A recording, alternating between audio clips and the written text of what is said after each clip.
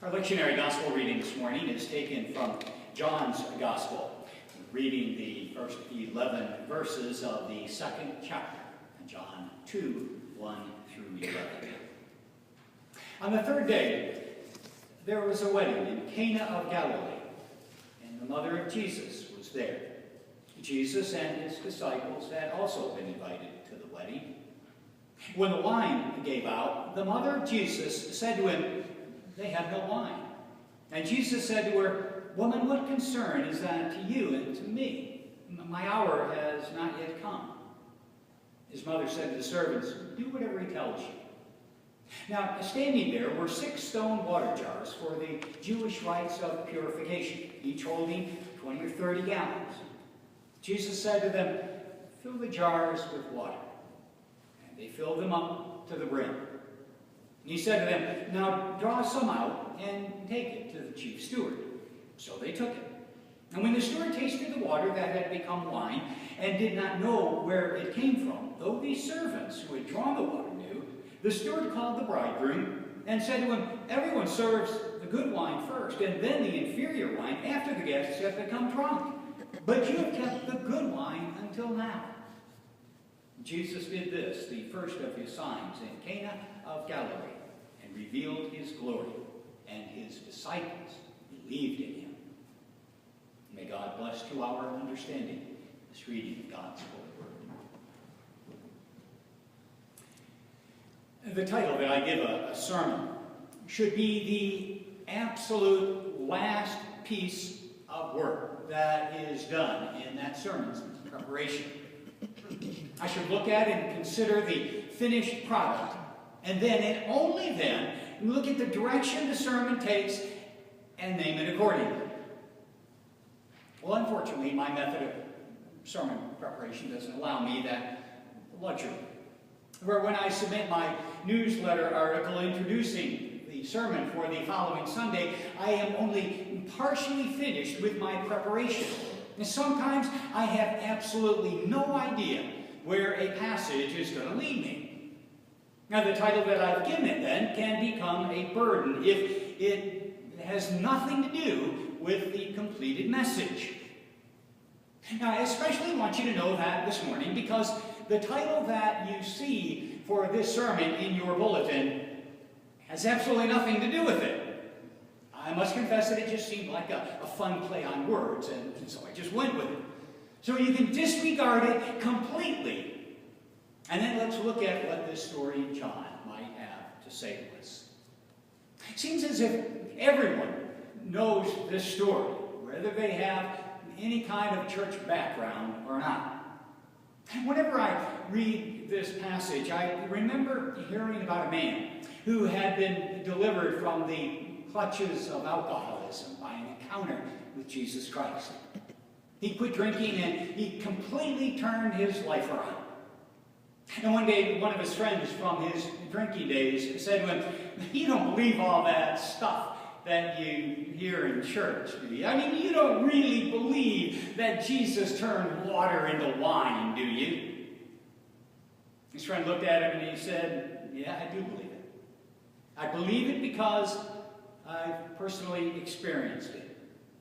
In my house, Jesus has been turning wine into new clothes for my wife and food for my children. Yes, I do believe it." You know, I think that encounter illustrates one of the key points of this story. In John's gospel, unlike Matthew, Mark, and Luke, the miracles that Jesus performed are never referred to as miracles. John calls them signs. That's what he says in the very last verse of this passage. He says, Jesus did this, the first of his signs in Cana of Galilee. Now, what is a sign? Oh, a sign is simply something that points us to something else. And that's important. It's not what happens. It's not the miracle itself, but what that miracle points to that is really important to John. Now, having said that, I believe it is also important to add that this doesn't at all mean that a miracle didn't occur. To me, that's preposterous. I know there are many, and maybe even some of you here this morning, who think that these signs are simply good illustrations. They're things that didn't really happen, and yet nevertheless they teach us something important.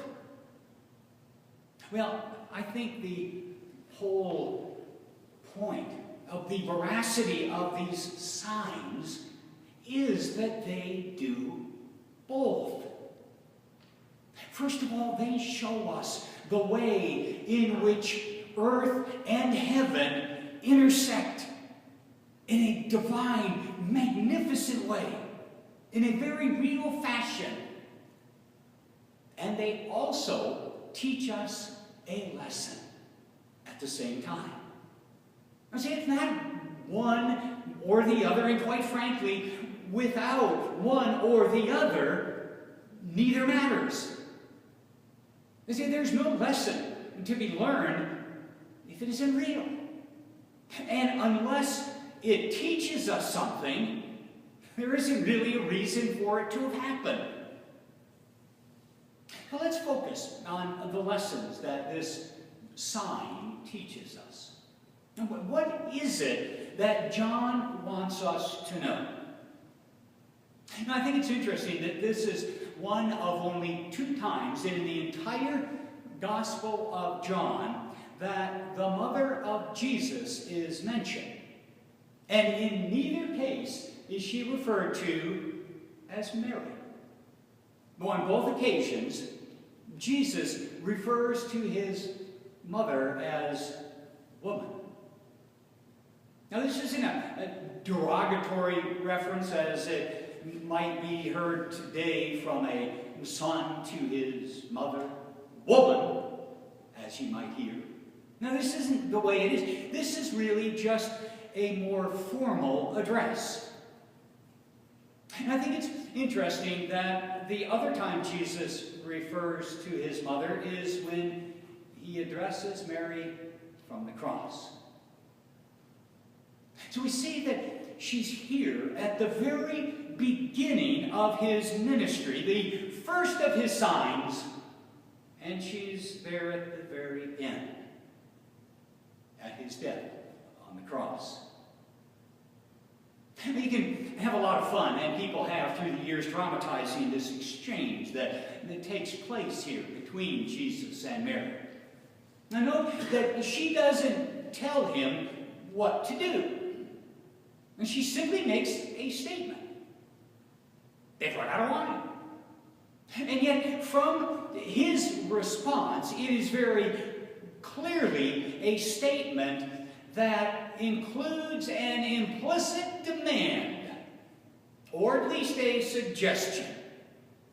And Jesus sort of indicates that he isn't going to do anything about this situation, but it appears as though Mary knows that he will. I mean, she tells the servants to do whatever it is that he tells them to do. And this verse literally reads, do whatever he might tell you to do. You see, Mary's not certain, but she's pretty sure that her son, being an obedient young Jewish man, is going to do whatever it is his mother has told him to do. And he does. But his instructions to the servants are much more than they might at first glance appear to be. That picture on your bulletin cover, pick it up and look at it. It's not it. No, it's a lovely picture. It is highly symbolic. You see water dropping into a pitcher, and then you see wine flowing out of it. Well, that's what happened, isn't it? Well, not exactly. Or to be more precise, Not even close. And you see, the containers that Jesus instructed the servants to fill were used for the purification rites. They held 30 gallons. Now, we put it in perspective, that's the equivalent of a good-sized trash can. The kind most of us used to use before we had those city supplied ones. Now, the one we had wheels. It was made of rubber, so I could easily roll it out to the curb.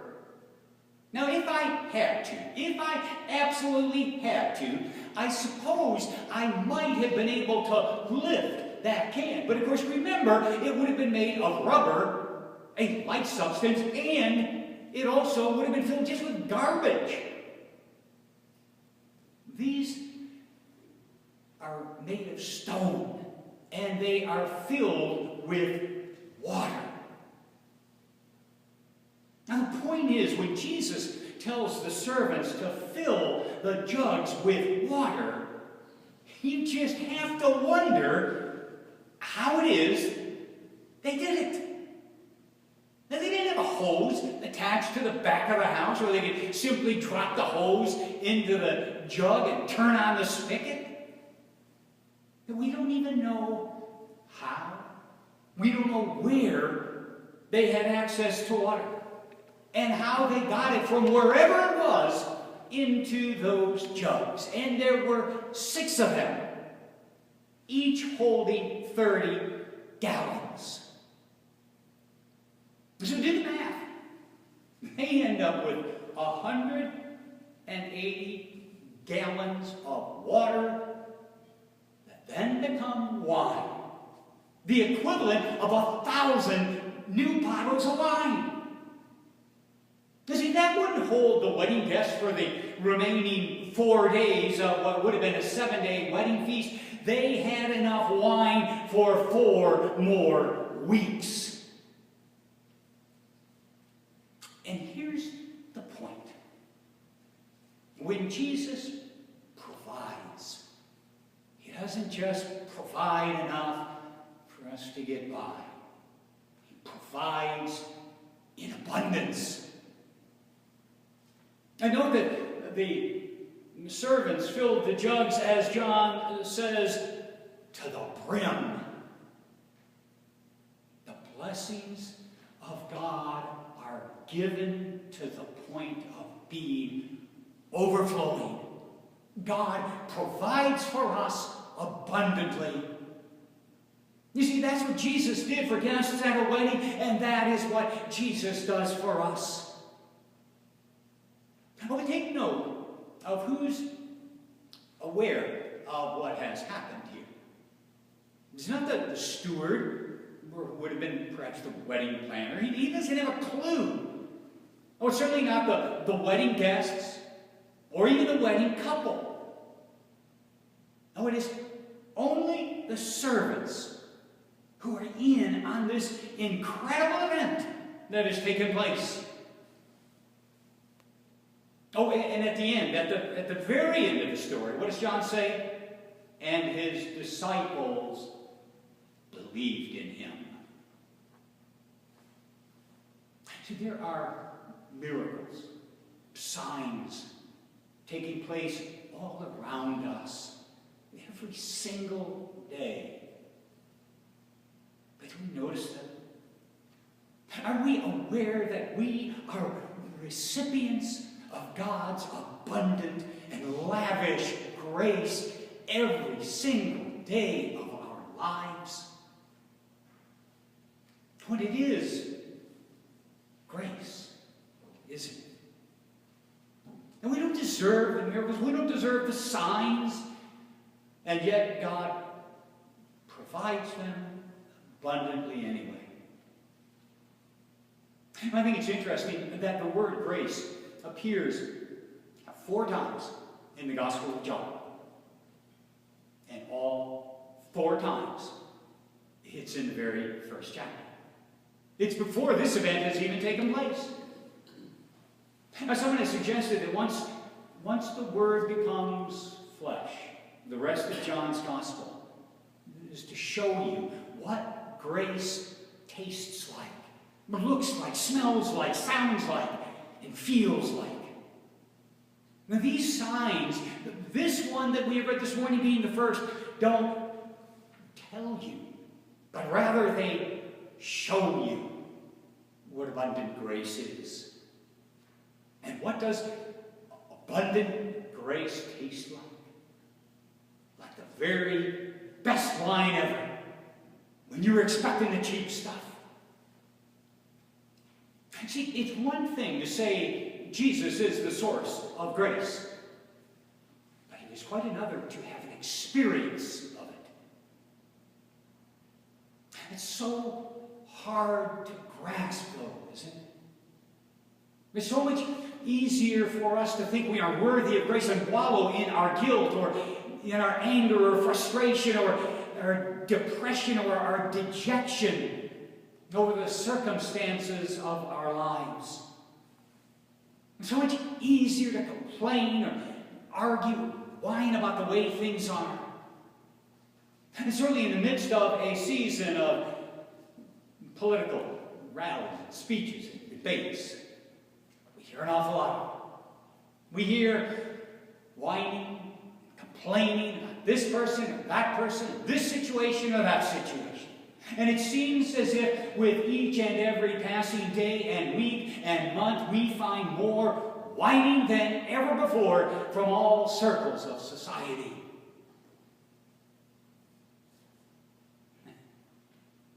Wait a minute. Maybe that title that we see in your bulletin on the board has more of a connection than simply a fun play on words. You see, God has lavished us with abundant grace. Whether we know it or not, there are magnificent miracles taking place every day, whether we see them or not. And I wonder if perhaps a message of this story might be for us to do more than simply open our hearts to experience that abundant grace and open our eyes to see those magnificent miracles. Now, maybe you have an abundance with which you can lavish others. Now, maybe it's an abundance of time that you might be able to offer someone who's lonely. Maybe it's an abundance of smiles that you can share with absolutely everyone you encounter. Or maybe it's an abundance of kind words to share with someone who's downhearted. Or maybe even an abundance of money to share with someone who's fallen on hard times. You know, at another time and another place, this very same John says, we love because he first loved us. And as you have heard here at the end of worship on many a Sunday, now to him who, by the power at work within us, is able to do far more abundantly than all that we could ever ask or imagine. And when people look at you, don't let them see more wine of the complaining kind. Let them see more wine that lavishes them with the abundance